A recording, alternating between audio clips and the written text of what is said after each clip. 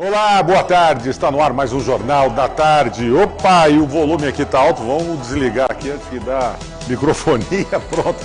Agora sim, Jornal da Tarde entrando no ar nesta quinta-feira, dia 20 de dezembro. Olha aí, 4 dias para o Natal já, quem diria, hein? Já estamos chegando. Preparou as festas já? Preparou tudo direitinho?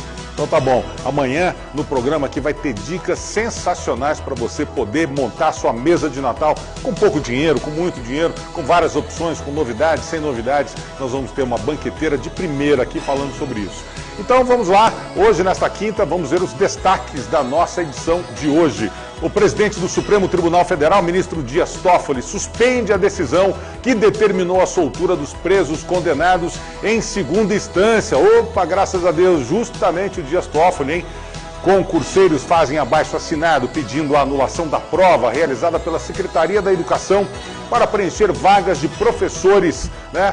Estas que ocorreram no último domingo. Polícia Federal cumpre mandados de busca e apreensão em endereços ligados à família do senador Aécio Neves. Ex-governador André Putinelli e o filho dele deixam o centro de triagem em Campo Grande depois de 5 meses presos. Estas e outras notícias você acompanha agora aqui no Jornal da Tarde, que está no ar.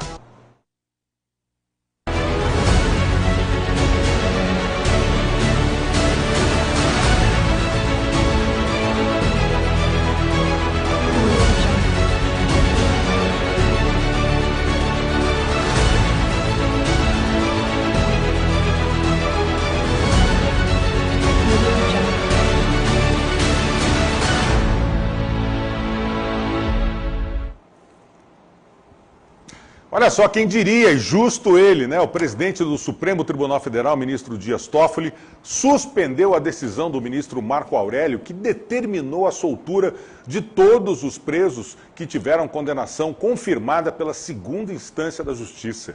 O ministro atendeu a um pedido de suspensão liminar feito pela Procuradora-Geral da República, Raquel Dodge. Com a decisão, a liminar de Toffoli terá validade agora até o dia 10 de abril de 2019, quando o plenário do STF deve julgar novamente a questão. Ao justificar a decisão, Toffoli disse que o ministro Marco Aurélio contrariou a decisão soberana do plenário que, em 2016, autorizou a prisão após a segunda instância. O entendimento atual do Supremo permite a prisão após condenação em segunda instância, mesmo que ainda seja possível recorrer a instâncias superiores. O assunto voltará ao plenário da Corte em 2019, quando os ministros irão analisar novamente o mérito da questão. Se a decisão de soltura passasse, condenados como o ex-presidente Lula, por exemplo, poderiam sair da cadeia a qualquer momento. Agora, todos eles vão ter de esperar uma nova análise até pelo menos o mês de abril. A Polícia Federal cumpre mandados de busca e apreensão em endereços ligados à família do senador Aécio Neves, do PSDB, nesta quinta-feira em Belo Horizonte. Os locais são a casa da mãe do parlamentar, além de uma empresa de comunicação que seria da jornalista Andréa Neves, irmã de Aécio, e também a casa do primo deles, Frederico Pacheco.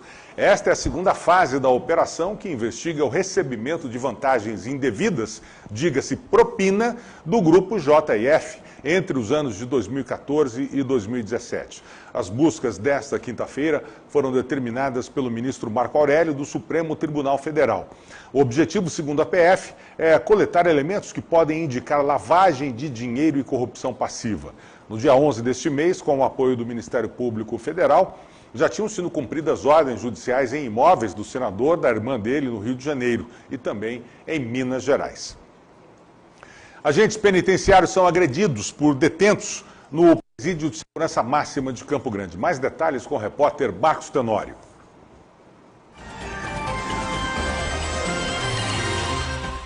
Agentes penitenciários do Presídio de Segurança Máxima aqui de Campo Grande foram agredidos por detentos na tarde de ontem.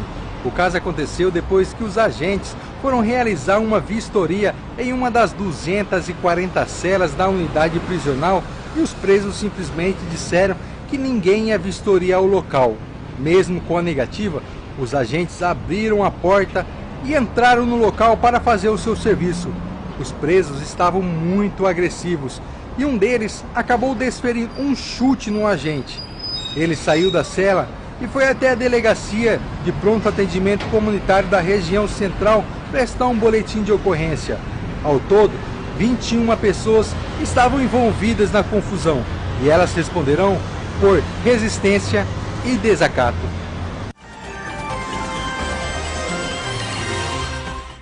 Abraço. Termina nesta quinta-feira o prazo para que as empresas paguem aos seus funcionários a segunda parcela do 13º salário. A primeira parcela, teve de ser paga até o dia 30 de novembro. Cada parcela dessa, na verdade, representa metade do salário que o funcionário ganha. Cabe ao empregador a decisão de pagar em uma ou duas parcelas. No caso de ser apenas uma única vez, o pagamento já deveria ter sido feito dia 30. Empregadores que pagam a gratificação em uma única parcela em dezembro estão sujeitos a multa se não pagarem na data certa. A empresa que não paga o 13º leva a multa de R$ 170 por funcionário. Quem não receber nem a primeira parcela nem a segunda parcela até a data limite deve procurar as superintendências do trabalho ou as gerências do trabalho para fazer a denúncia ou a reclamação. Ou se preferir também, como muitos fazem, senta lá com o seu patrão e fala: ô patrão, poxa, eu não recebi ainda, tenta amigavelmente, antes de partir para a justiça, que muitas vezes não é o melhor caminho. A Agência Nacional de Energia Elétrica promove hoje, na Bolsa de Valores em São Paulo, o leilão para a construção, operação e manutenção de 7.152 quilômetros de linhas de transmissão e subestações do país. O ministro de Minas e Energia, Moreira Franco, e os diretores da ANEEL devem acompanhar o pregão em São Paulo. Os empreendimentos estão localizados nos estados do Amazonas, Amapá, Bahia, Espírito Santo, Minas Gerais, no Pará, no Paraná, também no Rio de Janeiro, Rio Grande do Sul, Rondônia, Santa Catarina, São Paulo e Tocantins. São 13 estados no total. O leilão será dividido em 16 lotes, com investimento previsto na ordem de 13,2 bilhões de reais e a geração de 28 mil empregos diretos. As instalações de transmissão deverão entrar em operação comercial no prazo de 4 a 5 anos, a partir da assinatura dos respectivos contratos de concessão. O ex-governador André Putinelli vai poder passar o Natal em casa com a família. Ele e o filho dele, André Putinelli Júnior, deixaram o centro de triagem em Campo Grande por volta das 8h30 da tarde desta quarta-feira. Eles estavam presos desde o dia 20 de julho como réus por lavagem e desvio de dinheiro e já tinham sido presos pela Polícia Federal em 2017 na Operação Lama Asfáltica. De acordo com a Polícia Federal, entre as provas contra os dois estão repasses da JBS à Ícone, uma empresa de Putinelli Júnior. Segundo o delator, a JBS teria pago R$ 1.200.000 ao ex-governador e o filho. Eles foram liberados por uma decisão da ministra Laurita Vaz, do Superior Tribunal de Justiça. A magistrada considerou o tempo em que eles estão presos e que a denúncia já foi recebida e também que já houve o desmantelamento de toda a estrutura daquela que foi considerada uma organização criminosa. Candidatos de um concurso realizado em Campo Grande e Dourados fizeram um abaixo-assinado pedindo a anulação da prova que ocorreu no último domingo. O concurso foi para preencher vagas na Secretaria de Estado de Educação aqui do Mato Grosso do Sul. Cerca de 6 mil professores já assinaram o documento e pedem providências. No domingo, horas após a prova, os candidatos criaram 3 grupos de WhatsApp denunciando erros e a existência de uma possível fraude. A prova durou, em média, 4 horas, com centenas de candidatos distribuídos em 2 universidades de Campo Grande. Eles denunciam problemas como, por exemplo, a falta, a prova ser impressa em preto e branco, com imagens distorcidas e mal formatadas, problemas de fontes de textos maiores em algumas alternativas, o que poderia induzir o candidato ao erro, questões de língua portuguesa que citavam parágrafos que não existiam para consulta, entre outros problemas. Até o momento, o governo do estado ainda não se posicionou sobre o assunto. A Fundação do Trabalho em Mato Grosso do Sul tem ido às aldeias indígenas do estado para fazer o recadastramento dos interessados em trabalhar nas lavouras de maçã em Santa Catarina e no Rio Grande do Sul. A expectativa, segundo o diretor-presidente da Fundação, Cristiano Fernandes Alves, é de que 3.500 a 5.000 índios do estado sejam contratados pelas empresas para a colheita da fruta no início de 2019.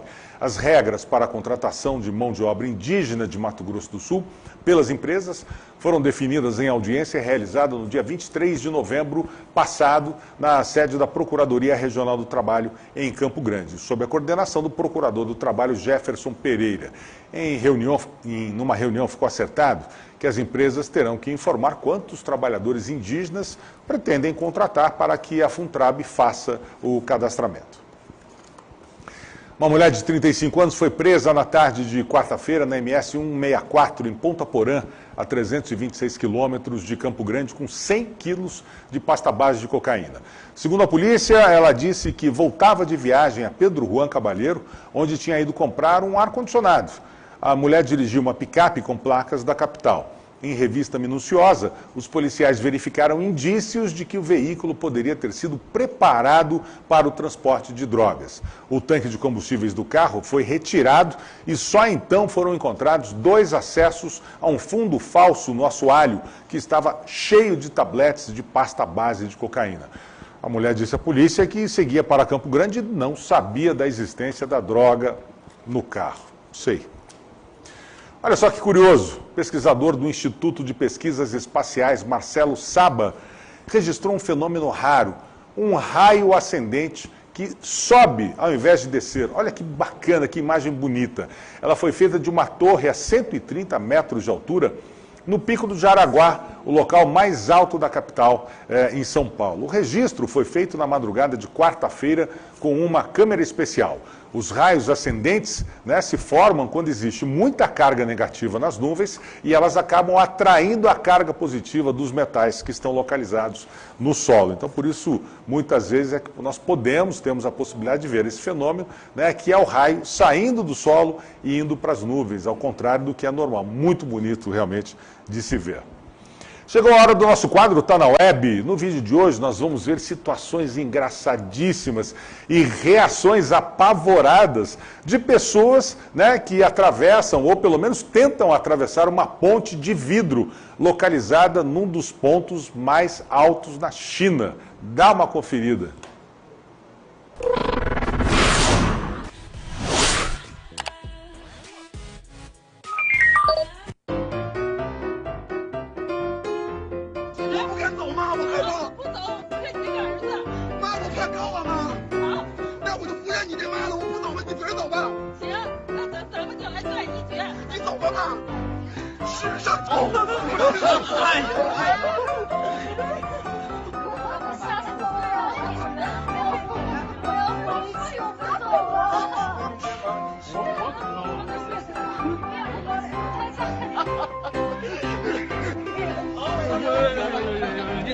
有我说不敢走啊，反正吓人了可能。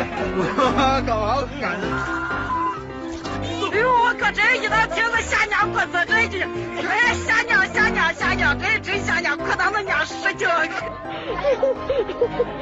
子，刚刚我叫我家不在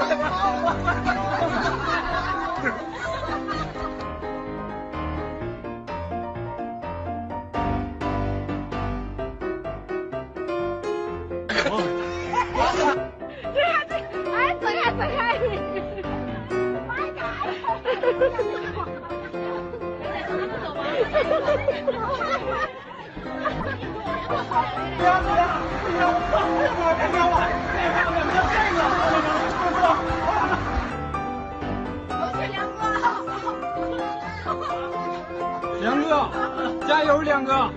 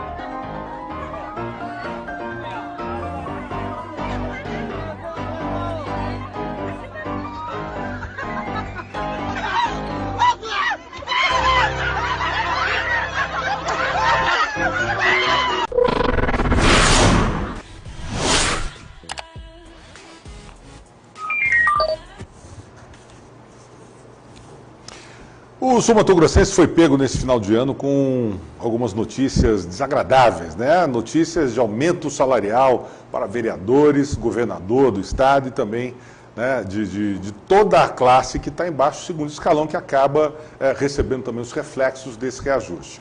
Né? O segundo, pelo menos, aí dos vereadores, gerou um impasse aí e revolta da população, né? Mas é preciso entender o impacto desses aumentos, né, para o fechamento de contas e quem é que vai pagar por tudo isso, que a gente já sabe, né? Para falar um pouco mais sobre essa questão, nós estamos recebendo aqui o economista da Associação Comercial de Campo Grande, o Norman Calmos, que vai explicar para a gente exatamente que consequências podem ter esses reajustes. Bom, o dos vereadores ficou... Boa tarde, primeiro, antes de mais nada. Boa tarde. O reajuste dos vereadores ficou para o ano que vem, mas parece que não era para esse período ainda, né? Parece que é para a próxima legislatura. Mas, de qualquer forma, afeta. Mas passou do governador, dos secretários de Estado. Isso tem um impacto realmente muito grande na economia do Estado, Norman? Isso tem um impacto gigantesco. A primeira coisa que acontece é que, no caso do município, a mobilização da sociedade parece que surtiu efeito. A Câmara reverteu o aumento dos secretários e do prefeito e parece que tem muita gente pensando a respeito de reverter o próprio salário dos vereadores. Às vezes reverteu o próprio voto que deu, que já foi aprovado na Câmara. Foi aprovado, mas ainda tem possibilidade. Cabe veto do prefeito. Cabe veto do prefeito e depois eles também podem fazer alguma coisa. Bom, mas o fato é que o duodécimo, o que eles dizem, o argumento grande, não vai ter aumento, não vai ter impacto porque isso está dentro do duodécimo. É uma bobagem um negócio desse. Porque o dinheiro que eles não gastam lá dentro, eles revertem para a prefeitura, para os cofres da prefeitura. O que nós precisamos entender é que se está sobrando dinheiro na Câmara, no duodécimo do Legislativo, é porque algo está errado. E o que está errado é que eles estão recebendo dinheiro demais. Então, ok, Câmara, então, antes de pensar em gastar, eu tenho esse montão de dinheiro, vou gastar, não, vamos ser mais coerentes. Então, tem um impacto, sim, independente de quando seja. Quer dizer, na verdade, eles sobrou dinheiro que eles querem pegar para eles de volta em forma de aumento, em forma de reajuste. É isso para que a população entenda o que exatamente está se jogando. Uma coisa que... Né? Então está faltando um monte de coisa nas cidades. Não, mas o dinheiro da Câmara eu tenho aqui, não vai ter impacto. Isso é uma bobagem, isso é um absurdo. Óbvio, né? Então, se não gastar, tem impacto. Sobrou, então devolve. Pois é, isso tem impacto. Bom, me parece que os vereadores realmente tiveram a percepção de que a sociedade não concorda com isso e devem mudar de ideia, eles devem reverter essa condição. O que aconteceu no Estado foi um absurdo, aí sim, aí a coisa... primeiro que todo mundo foi pego de surpresa, eles promoveram, olha só, foram 2 votações no mesmo dia e sem qualquer explicação, sem qualquer aviso prévio. Aí vem o governador e fala, não, mas eu só vou pegar metade do meu salário. Não interessa. Qual que é a história? Nós temos um limite para gastos com o pessoal no Estado. No Estado, no município, na União, todo mundo tem. Esse gasto é de 60% do nosso orçamento, que já é um absurdo. Não tem nenhuma empresa... Da lei de responsabilidade fiscal. Isso, dentro da lei de responsabilidade fiscal. Dentro de uma empresa, ninguém vai ter coragem de gastar 60% do seu faturamento com o pessoal. Mas, enfim, tá bom. O Estado de Mato Grosso do Sul está gastando, segundo a Fazenda, está gastando 76,77% da sua receita, embora o governador diga o contrário. 16 pontos percentuais, 16 a mais do que deveria por limite. A mais do que deveria por limite. Ainda assim, vem e faz isso. Quando o governador fala, olha, não, eu não vou pegar todo o meu salário, só vou pegar metade, ele esquece que o limite para todo o funcionalismo é a remuneração dele. Então, ele pode até não estar pegando nada, mas se ele estiver recebendo este valor, se estiver registrado que ele tem direito a este valor, evidentemente sobe o teto de todo mundo. A mesma coisa acontece com o deputado, não sei o quê. Não, mas não pode fazer nada. Pode, sim, senhor. Pelo contrário, o senhor deveria estar fazendo. Não é o governador, é todo mundo. A lei de responsabilidade fiscal estabelece que Se você ultrapassa o limite prudencial, você tem que reverter essa situação, reduzir isso de alguma forma. Seja por corte, seja por demissão, seja por... Não interessa o que seja. E eles não estão fazendo isso. Além disso, não há aumento. Tá? Nós estamos confundindo o teto com piso, porque vem os deputados e falam, 75, os deputados estaduais podem receber até 75% do que recebem os federais, mas é até 75%, não é 75%. Não quer dizer que seja. Não necessariamente, ninguém consegue mais. Vai das contas do Estado, né? Aqui até diz que as contas estão equilibradas, não mas estão. nem por isso, né? Não pode se gastar mais. O problema é que não estão. Vamos levar em consideração que nós levantamos do fundo judicial, dos depósitos judiciais, nós levantamos, não se sabe exatamente o tamanho, mas algo em torno de 2 bilhões que foram gastos com pagamentos que deveriam sair do orçamento. Isso são receitas extraordinárias. Isso não pode estar sendo comido desse jeito. E agora que acabou? A prova que acabou é que em julho, o governador pediu para reduzir, ele tinha 30% de reserva, de fundo de reserva que estava estabelecido na lei. Ele pediu para reduzir para 20%. Por quê? Ele deveria fazer um pagamento, caso não tivesse essa mudança, deveria fazer um pagamento de 140 milhões. Ele não tinha como fazer. Tá? Então, acabou o dinheiro do fundo, e agora, como é que a gente faz? Entendi. Sabe? Então, foi um absurdo. Eu acredito que o governador não tenha sido informado adequadamente a respeito. Acredito. Né? Porque não é possível tantos erros e assim de uma forma tão assodada, sabe? Assim, em uma tarde eles vão lá e resolvem, fazem 2 votações. É um absurdo. Bom, Nora, falando um pouquinho agora do nosso comércio aqui, como é que nós estamos fechando o ano? O comércio pode comemorar esse ano ou foi realmente difícil? Bom, calma, né? Vamos dividir, senão... Vamos dividir uma coisa. Não, começo do ano, péssimo. Péssimo. Foi muito pior do que 2017, existia alguma expectativa, tal, que a coisa melhorasse. Com as eleições, melhorou o ânimo das pessoas. Economia não é matemática, então é mais emocional. É mais emocional do que outra coisa. As pessoas têm mais disposição para gastar, para investir. As pessoas estão acreditando que o ano que vem realmente vai ser interessante. Claro, se a gente não tiver problemas como nós tivemos ontem, né, do judiciário se meter em coisas e desestruturar tudo. Mas assim, o que nós temos é uma expectativa para um final de ano. Final de ano, estou falando de dezembro. Tá? Dezembro. Até novembro a coisa não foi. Outubro foi ruim. Novembro nós sentimos uma melhora. Esperamos que dezembro já reflita isso, sabe? Mas não pessoas é suficiente para recuperar o que foi. Não. O ano não será melhor do que foi 2017. Mas isso não quer dizer o ano fechado, né? Claro, mas dezembro a gente espera que tenha... Em relação a dezembro do ano passado, provavelmente a gente vai ter alguma coisa. E 2019, quais são as previsões que se faça baseado nesse novo ânimo, né, da população brasileira, com as eleições, com um novo governo, com possíveis novas mudanças? Nós estamos num voo cego hoje. Cego, completamente. Não sabemos o que vai acontecer. Por quê? Porque coisas como as que aconteceram ontem podem acontecer de novo. Né? Então, se o Supremo resolver fazer alguma barbaridade que evite ou que impeça o novo governo de tomar decisões que são necessárias, nós vamos ter problema. A questão da Previdência precisa ser encarada, não tem jeito. A questão do funcionalismo precisa ser encarada, não tem jeito. Então, aí ontem o Supremo também, além daquela barbaridade mais conhecida de soltar 169 mil... Uma tentativa, pelo menos, de soltar os bandidos. 162.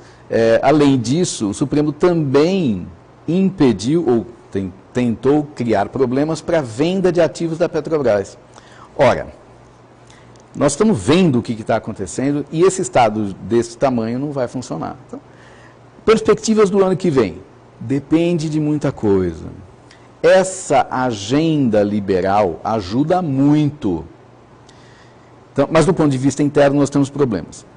Para ajudar um pouquinho, ontem também o Banco Central americano, o Fed, aumentou um pouco a taxa de juros, o que era um negócio que não estava se esperando. Não era previsto isso. Então, a economia americana está criando algum problema. Tem lá um problemazinho comercial entre China e Estados Unidos. O cenário internacional não é legal. 2019 vai ser um ano de acerto de casa. Não tem jeito. Nós vamos arrumar tudo. Vai deslanchar, entrar em órbita. Não podemos esperar, não possível. podemos ter grandes expectativas já logo de cara. Né? Vai ser um ano de acomodação, sim, conserto do que foi, acredito eu, os governos passados, né? Uma acomodação, para poder depois, talvez daqui 1 ano e meio, a gente consiga ver um resultado mais efetivo na economia. Né? Eu já espero, assim, eu não. O que se espera é que 2019 apresente realmente um crescimento mais consistente. Nós vamos fechar 2018 com algo em torno de 1,5% do PIB. É horrível, mas é um crescimento, pelo menos, que a dona Dilma não conseguiu entregar nos últimos anos. Nós passamos 4 anos de recessão. Então, é alguma coisa. Como nós já estamos numa trajetória de crescimento, fica mais fácil e é possível que aconteça. Mantê-la e buscar algo mais. Isso, né? Isso. Agora, evidente, para 2020 o cenário é totalmente diferente, caso as reformas sejam conduzidas. Esse é o mais importante que nós precisamos. Sim. Né? Bom, conversamos com Norman Calmos, que é economista da associação e diretor da Associação Comercial de Campo Grande, que, de uma certa forma, nos traz até que boas notícias. Né? São boas. Acho que temos que estamos melhorando. Né? Estamos melhorando, está ótimo. Maravilha, Norman. Feliz Natal. Tudo Você de também, bom. cara. Obrigado mais uma vez por estar colaborando com a gente. Você está mais com esse visual, Papai Noel. Eu esqueci a minha toquinha. Todo aqui. Mas, ó, feliz final de ano para vocês todos, muito o pessoal obrigado. da Associação Comercial. Obrigado mais uma vez pela colaboração, que tenhamos realmente um 2019 cheio de esperanças e crescimento. Será sim. O Jornal da Tarde fica por aqui, a gente volta amanhã para o último jornal do ano, praticamente. A gente vai entrar em recesso, só voltamos depois de 2019. Então, um forte abraço, fiquem ligados que amanhã tem mais.